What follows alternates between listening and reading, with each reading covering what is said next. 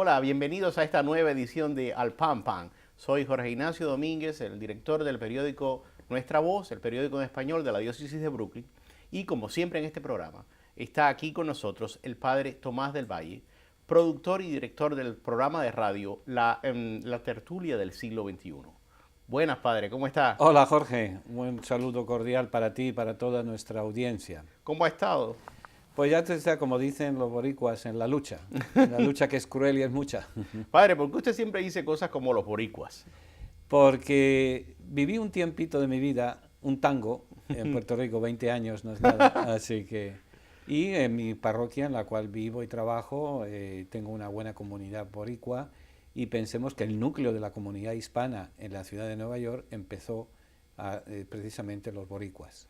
Padre, cuando yo comencé vine a trabajar a Nuestra Voz hace 2 años, mi primer artículo era junio, era para la edición de junio, y yo dije, yo quiero que mi primer artículo sea sobre San Juan, sobre la fiesta de San Juan, el desfile puertorriqueño y tal, pero yo quiero que sea sobre los boricuas, porque por mucho tiempo ellos fueron los hispanos. Los que lucharon. Y cuando la cosa estaba más dura para los hispanos, ser hispano era ser boricua.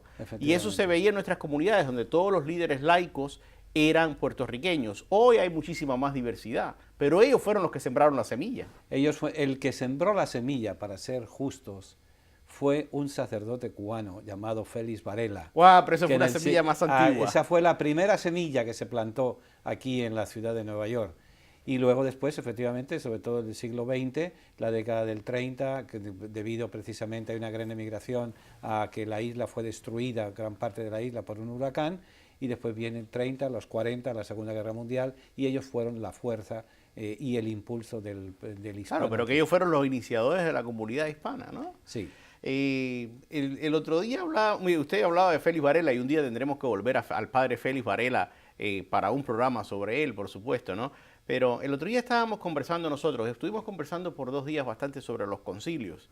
Y la temporada pasada un día conversamos sobre los sacramentos, fue solo un día. Y habíamos hablado de hacer toda una serie de programas, aunque sea 3 o 4, sobre los sacramentos para ir un poco más, digamos, detenidamente sobre eso que es algo tan esencial a la iglesia católica y a la comunidad cristiana en general, ¿no? Que son los sacramentos y que muchas veces están ahí y ni nos damos cuenta, ¿no? Es como el chiste aquel que hacía David Foster Wallace una vez inaugurando en el discurso de final de curso en una universidad, que dice que había 2 peces jóvenes que salieron por el agua y estaban muy bien en el agua y se encontraron con un pez viejo. Y el pez viejo le dijo, hola chicos, ¿cómo sienten el agua hoy? Y cuando el pez viejo se fue, uno de los peces jóvenes le dijo al otro, ¿qué cosa es el agua? Porque no sabían lo que era el agua. Estaban siempre en el agua, no sabían. Y a veces nos pasa eso con los sacramentos, ¿no? Y yo quería que habláramos un poco sobre el agua, sobre esa agua de vida que son los sacramentos. ¿Qué cosa es un sacramento, Mira, padre? Un sacramento, para ser fieles a nuestro... ¿Sabías que...? Volvemos a su libro, volvemos al libro. Que es tan útil. La palabra sacramento procede originalmente del latín sacramentum, significa compromiso público de fidelidad. Sacramentus es sacrum momentum, momento sagrado. Momento sagrado en el cual nos confrontamos con una serie de realidades en nuestra existencia, en lo más profundo de nuestra existencia, y que abarcan para la Iglesia Católica y para la Iglesia Ortodoxa, son 7 sacramentos, 7 signos de la presencia de Dios en nuestras vidas, en las diversas etapas, desde el nacimiento hasta la defunción. El Señor nos acompaña y nos guía, y es esa cercanía la que nos va orientando poco a poco y nos va fortaleciendo en nuestros compromisos de vida. Para vivir, para fortalecernos, para crecer nuestra vida cristiana, Dios está presente. Y eso es la palabra sacramento, el servir a la fidelidad y el momento sagrado de Dios en nuestra vida. Padre, usted menciona algo que yo quiero preguntarle, sobre lo que quiero preguntar. Usted dice los sacramentos, que son 7 para la Iglesia Católica y para la Iglesia Ortodoxa. ¿Qué quiere decir eso? ¿No son 7 sacramentos para todo el mundo? No todas las iglesias nacidas de la Reforma aceptan los 7 sacramentos. Hay uno que lo aceptan todas las iglesias, por así decir, históricas, vamos a llamarle así, porque después han surgido una serie llamámosle iglesias que es difícil definirlas como iglesia, porque han hecho una especie de cafetería, han escogido ciertas cosas que les han convenido y los han puesto como estructura. Cuando usted se refiere a las iglesias separadas históricas, está refiriéndose a los luteranos, a los anglicanos, a los calvinistas, a esos tres grandes ramas, que después de cada una de esos, de Martín Lutero, de Juan Calvino, de Enrique VIII, de esos tres, después salieron unas ramificaciones y demás. Y después alguno que llegó, podemos decir, la inspiración y montó su iglesia, como por ejemplo los santos la iglesia de los santos de los últimos días. Conocidos como mormones. Smith, nadie sabe de dónde salió este señor, murió a mitad de camino, por así que dice, pero se consideran los últimos, los santos de los últimos días. Sí, y después todo el movimiento evangélico donde cada pastor básicamente crea una iglesia que muchas veces pertenece a una tradición y tal, pero que estructuralmente no pertenece a nadie. Claro, claro. Entonces esas son las históricas. Si usted decía de las históricas que... Las históricas hay un sacramento que prácticamente aceptan todas, que es el bautismo. Sí, el bautismo es como el sacramento más universal entre los cristianos. Y luego el otro sacramento aceptado por muchas iglesias es la fracción del pan, la Eucaristía, pero con una salvedad. Muchas de estas iglesias, vamos a llamar así una palabra que a mí no me gusta porque protestantes, estas iglesias separadas de Roma, para ellos está presente Cristo en la Eucaristía solamente en el momento de la Eucaristía. A eso le vamos a dedicar todo un programa. Sí, el sacramento de a la transustanciación y a la presencia real y tal, claro. Pero entonces de una u otra forma, el sacramento del partir el pan, ese también es bastante general. Sí, bastante general, o sea, prácticamente esos dos. Luego después el sacramento de la orden sacerdotal, algunas lo aceptan, otras no lo aceptan. La más cercana, la que prácticamente tiene casi todos los sacramentos es la Iglesia anglicana. La Iglesia anglicana, que es la que surge de la ruptura de Inglaterra con Enrique VIII con Roma, y que después en Estados Unidos los anglicanos se van a convertir en episcopalianos. Claro. Esos prácticamente siguen el 90% de la liturgia católica, el 90% de los sacramentos, ellos lo están siguiendo.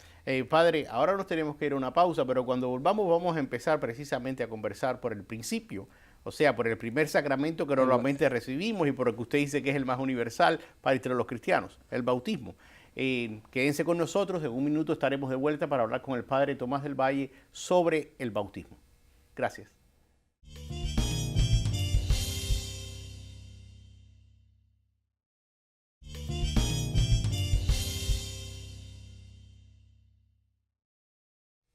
Bienvenidos de vuelta para este segmento de Al Pan Pan.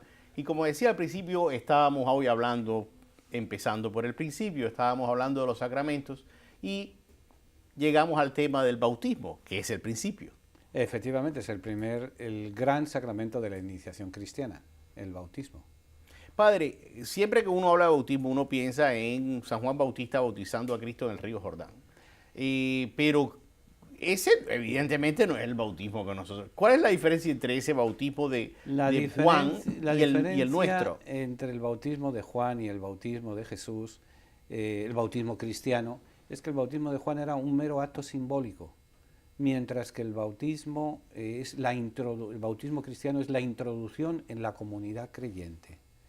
Primero, la aceptación en la familia cristiana. Sí, es un cambio de vida.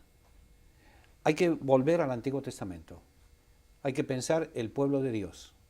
Vive en una zona árida, de desierto. Entonces, la piedra, el desierto, la arena, el agua es un bien que les cambia la vida. Entonces, queda en el subconsciente del judío 3 grandes momentos de cambios de su vida que pasan por el agua. Primero, el diluvio.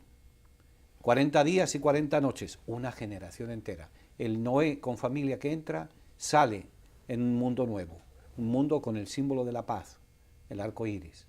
Y la paloma que trae las ramas de olivo. Y fíjate que trae el olivo. El olivo en la tradición, en la mitología griega, es el regalo de la diosa Atenea para la humanidad. Poseidón regaló la guerra, Atenea regaló el olivo, símbolo de la paz, y el búho, símbolo de la sabiduría. Entonces, hay una vida nueva. Salen esclavos de Egipto, atraviesan el Mar Rojo, paso de agua, empiezan una nueva vida.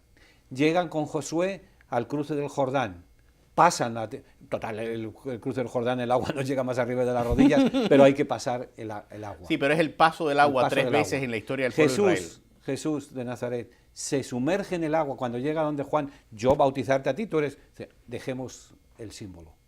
Pero entonces, esta costumbre de la inmersión en el agua, este ritual, ¿era algo común antes de Cristo? Sí, ahí era bastante. Había algunos grupos, por ejemplo, el grupo de los esenios. O sea, el ritual, los esenios lo practicaban. Pero quiere decir, el ritual existía, lo que no existía era el significado, que tiene para nosotros. ¿Es cierto que el bautismo borra todos los pecados? O sea, ahí vamos. Teóricamente sí, porque es empezar una vida nueva. ¿Cómo que teóricamente, padre? Digo, claro. En la práctica es así. O sea, cuando entramos por eso el bautismo solamente se recibe una vez en la vida. O sea, entramos y salimos a una vida nueva. Y por eso en las primeras comunidades, al menos hasta el siglo III, siglo IV, el bautismo era, que todavía lo conservan algunos grupos religiosos, era una inmersión total en el agua.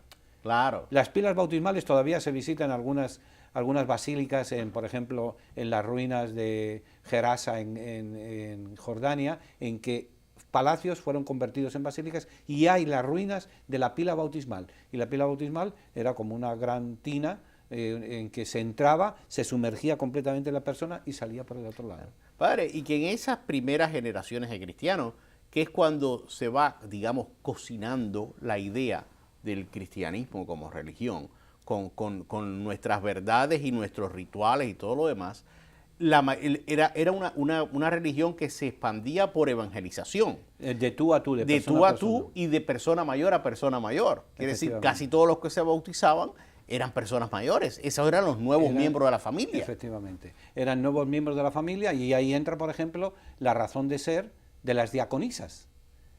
Porque cuando se iban a bautizar, iban prácticamente con una simple batola, una simple alba, vestido de un vestimenta blanca, entraban. Y claro, obviamente por decencia y por prudencia, si era mujer, lógico que una diaconisa la ayudara a vestirse, a cambiarse. Era la diaconisa. Era la diaconisa. Es una de las razones por las cuales desaparecen las diaconisas en la iglesia, hacia el siglo III, siglo IV, cuando se empiezan a bautizar criaturas recién nacidas. Bueno, sobre eso le quería preguntar. O sea, entiendo una razón. El cristianismo comienza convirtiendo a otra gente, es decir, la manera de expansión de la primigenia de la religión cristiana es predicando el evangelio y obteniendo nuevos conversos. Después empiezan a nacer cristianitos, digamos. Sí, pero precisamente, ¿dónde nacen esos cristianitos? En la familia. Claro. Entonces la familia quiere para su hijo lo mejor y quiere que cuanto antes entre a formar parte de la comunidad creyente. Una de las críticas o recurrentes que nos hacen en este mundo supuestamente tan respetuoso de las opiniones ajenas es que los cristianos cuando bautizamos a los niños acabados de nacer estamos violando su derecho a elegir lo que quieren hacer. La pregunta es, ¿por qué un paso tan importante como es entrar en la comunidad cristiana se hacía de pequeño? Eso habría que usar la frase en latina, tot capite, tot sententie, tantas cabezas, tantas opiniones. La opinión de la Iglesia y de gran parte de miembros de la comunidad es, yo pienso que para mí la fe cristiana es lo más importante, el regalo más grande que Dios me ha dado, se lo quiero dar a mi hijo, a mi hija, y desde pequeño que empiece a disfrutar de la gracia. Otros dicen sí, que sea él de adulto, pero realmente, y sobre todo en la sociedad en que vivimos, ¿se está creciendo en un ambiente cristiano para que el niño tome sus decisiones? La pregunta es... Bueno, exactamente. Y lo que yo les digo a mis amigos, porque me lo han dicho, y le digo, uno no espera que los hijos opten por nada que a uno le parece bien. Uno no le pregunta al niño si quiere ir al médico o no, si está enfermo. Uno lo lleva. Y si el médico dice que hay que inyectarlo y el niño grita, uno no le hace caso al niño, uno lo inyecta. Uno no le pregunta al hijo si quiere ir a la escuela o no. Porque por lo menos uno de mis hijos siempre diría que no. Pero uno lo obliga. Y uno lo obliga porque uno está convencido de que eso es lo mejor. Y yo le digo entonces a mis amigos, cuando me preguntan, le digo, ¿y como estoy convencido también que el bautismo era lo mejor y que ir a la iglesia era lo mejor, por eso los obligo también. Ellos tendrán la decisión después de no ir al médico si no quieren, Sí. no ir a la escuela si no quieren y no ir a la iglesia si no quieren. Mientras sea mi decisión, irán a los tres Claro, lugares. para eso está lo que se llama la patria potestad. Exacto. El problema es que estamos jugando con una serie de valores familiares que desafortunadamente en la sociedad moderna, por así decir, esos valores se han tirado por el piso. O sea, muchas veces en nuestros hogares, en vez de ser un hogar, y recuerde, como nos recuerda la Iglesia, la primera comunidad creyente es precisamente la familia, en vez de ser un hogar es un guest house. Yo voy por aquí, tú vas por allá, los niños nos conviene o no nos conviene, cuando llegan a los 18 años los sacamos de la nómina, por así decir, de la casa, para pagar menos taxes o para que el niño pueda tener acceso a becas universitarias, ya te vas yendo. O sea, vamos criando al niño ya para ir, es ya un estorbo. Entonces, que tú tomes tus decisiones. Padre, esta pasada Semana Santa y fui a la vigilia pascual en Holy Child, la parroquia de Monseñor Cisneros, nuestro amigo y obispo auxiliar de Brooklyn. Y ese día hubo 6 bautizos de adultos. Esto es menos común ahora en la iglesia que antes. Pero esta práctica de acoger a los nuevos miembros de la comunidad mediante el bautismo, el día que se celebraba la resurrección de Jesucristo, que era el nacimiento también de la religión cristiana, era práctica común de los primeros cristianos, ¿no? Era el único día en que que se celebraba el sacramento del bautismo. Era el único día. Era el único Era el único día en que se abrían los libros del club para aceptar nuevos miembros. Efectivamente. Era el único día. Y recuerda que el proceso para los adultos, el proceso de evangelización, duraba a veces años. Y la Cuaresma era precisamente la última parte en esa preparación. ¿Cómo que el proceso duraba varios años? No el, sé proceso nada de de, eso. el proceso de educación en la fe, que fueran conocimiento de la Sagrada Escritura, fueran conociendo la vida cristiana, fueran viviendo. Eso no era que llegaba como hacemos hoy en día, padre, que quiero bautizar a mi hijo, qué días tengo que venir, coger las charlas, llenar los papeles y demás. No, era acercarse a la comunidad. La comunidad te aceptaba o no te aceptaba. Por eso había los escrutinios de la comunidad, que todo eso se ha quedado simbólico en nuestra Cuaresma. Y la Cuaresma era precisamente el culmen de la Cuaresma, el aceptar en la comunidad. Y por eso la primera semana de Pascua se llamaba en la antigua liturgia, en la liturgia antes del Vaticano II, la semana in albis, la semana de blanco. Porque a los recién bautizados se les vestía de blanco. Y estaban durante toda una semana caminando en la comunidad de blanco. Todo el mundo sabía, ese es un recién bautizado. Era orgullo, eran cuando eran adultos. Bueno, gracias, padre. Sobre esto del vestido blanco le voy a contar una anécdota un poco menos católica cuando regresemos. Esperamos que ustedes vuelvan con nosotros para el otro segmento del programa. Yo estoy aprendiendo mucho hoy. El padre seguramente que les está enseñando a ustedes también. Así que los esperamos de vuelta. Muchísimas gracias.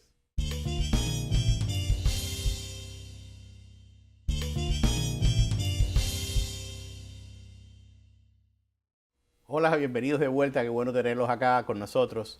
Estaba diciendo, padre, al final del segmento anterior, cuando usted dijo que la semana esta in albis, o sea, la semana de blanco, los nuevos cristianos se vestían de blanco y todo el mundo los identificaba en la calle. Y yo crecí en Cuba, en los años 70 y los años 80, y tener una religión no era algo políticamente correcto, como usted bien sabe. Y hay una parte de la religiosidad afrocubana en que los iniciados tenían que vestirse de blanco por un periodo después de ser aceptados en estas comunidades afrocubanas de santería y tal. Y todo el mundo los identificaba en la calle porque se vestían de blanco. Para estas personas significaba un acto de valor en esta sociedad en que ser religioso estaba muy mal mirado, salir vestido de blanco, y muchas personas con cierto desprecio les decían los batiblancos. Y ahora usted me ha recordado a estas personas que también por su fe sufrieron desprecio por vestirse de blanco, ¿no? Como los cristianos en un principio lo hicieron. Efectivamente, también. Y luego además recuerda que en nuestra cultura occidental el blanco es símbolo de la luz y símbolo de la vida. Y de pureza. Y de pureza, contrario, por ejemplo, a la cultura china. Claro. La cultura china es el color del luto es el blanco. Es el blanco. Y por tanto hay esos contrastes culturales, pero estamos en la cultura judeocristiana, semita, que es la que estamos viviendo y celebrando estos sacramentos.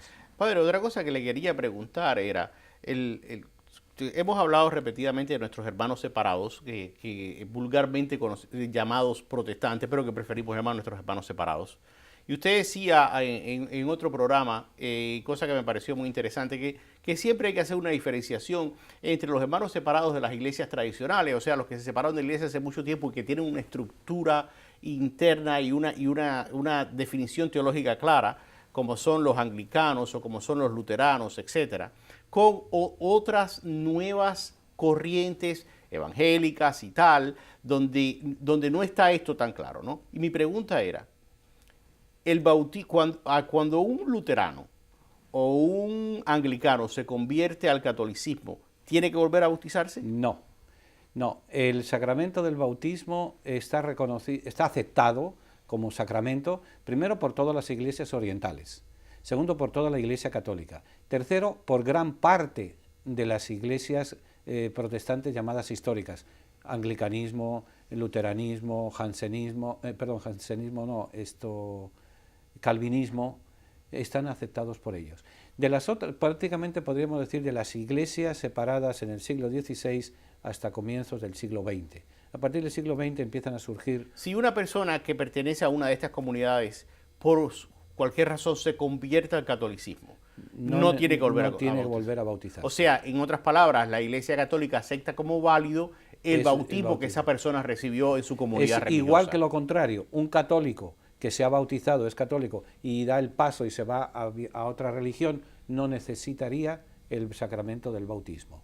Hay ritos de iniciación en estas iglesias, los cuales son dignos de mayor respeto, pero no es necesario el bautismo. Ya está. Recuerda que hay 3 sacramentos que no se repiten nunca. El sacramento del bautismo, el sacramento del orden sacerdotal y el sacramento de la confirmación. Una vez recibido, ya no se reciben más. El sacramento de la confesión se puede recibir todos los días de nuestra vida. La Eucaristía todos los días de nuestra vida. El matrimonio todos los días de nuestra vida. ¿Cómo? Sí, las vas matando y te vas casando de nuevo. Como Enrique VIII. Como Enrique VIII. Eso se puede, en la unción de los enfermos. Claro. Se pueden repetir. Se pueden recibir repetidamente, de una manera u de otra, pero se pueden repetir. Pero bautismo, confirmación, sacramento del orden, una sola vez. Exacto, sí, pero cuando le hacía la pregunta, realmente no estaba pensando en que se recibieran 2 bautizos, sino de que no se reconociera como válido y por lo tanto se pensara, hay algunas religiones a las cuales, hay algunas denominaciones cristianas de las cuales la Iglesia no aceptaría el bautismo y diría... Sí, hay algunos porque no hay una tradición apostólica, no hay tradición en ese sentido de continuidad con el rito de la Iglesia, con el sentir de la Iglesia y demás. Porque muchas de las divisiones que han habido, por ejemplo, el caso concreto de la confesión anglicana, que en Estados Unidos son los episcopalianos prácticamente, ha habido un libro de plegarias que se ha seguido en muchas cosas. Como usted dice, hay una tradición apostólica. Una tradición apostólica. Claro. Mientras que en otras iglesias eso está más en duda, digamos. Así es. Ok. Bueno, gracias, padre. Como siempre, seguimos aprendiendo con usted. Y me parece importante que tengamos esta conversación sobre cada uno de los sacramentos, porque hay muchas cosas en la historia, en el rito y en todo lo demás que muchas veces digo que es como los pececitos que están en el agua, pero no saben lo que es el agua. Y no saben lo que es el agua. Pues es importante mirar el agua. Y hay una serie de símbolos, una serie de realidades dentro de los sacramentos, en concreto ciñéndonos al bautizo. Es fundamental el agua. Es fundamental porque nos quiere indicar, como conversábamos antes, el diluvio, el cruce del Mar Rojo, el cruce del Jordán, Jesús que se va a bautizar en el Jordán, los mismos grupos disidentes en Israel, en el pueblo de Dios en tiempo de Jesús, los esenios, que parece ser que estaban mucho más conectados con los cristianos de lo que pensábamos antes. Entonces, el agua, el sentido del agua. El agua cambia la vida. El agua es símbolo de salvación, entonces salir del agua es salir a una nueva vida. Eso es importante. Y la otra cosa importante en el sacramento del bautismo es la unción, el aceite de oliva, porque simboliza la sabiduría, simboliza la luz y simboliza la protección. Como los atletas. Sí, por eso, y como en el pueblo de Israel, los reyes, los profetas eran ungidos con aceite. De hecho, el sacramento del orden, una de las partes importantes, Claro. es la unción de... Claro, porque usted está recordando que en el bautismo también se usa el aceite, por supuesto. Se ha quedado ya de una forma muy esquemática, se hace la señal de la cruz sobre la frente, sobre el pecho y sobre la coronilla, indicando que ese aceite cae sobre la persona y protege a esa persona, al menos teóricamente, protege a esa persona ante todas las luchas de la vida. Es un objeto sagrado. Ahí es donde se toma el texto de San Pablo. Recuerden que sus cuerpos son templos del Espíritu Santo. Con el mismo aceite que se consagra en los altares, se consagra la persona. Gracias, Padre. El tema da para mucho más. Sí, pero el tiempo se está... Pero el tiempo se está agotando, como siempre. Y eso es bueno. Es bueno que el tiempo se agote hasta que se agoten las cosas que tenemos que decir.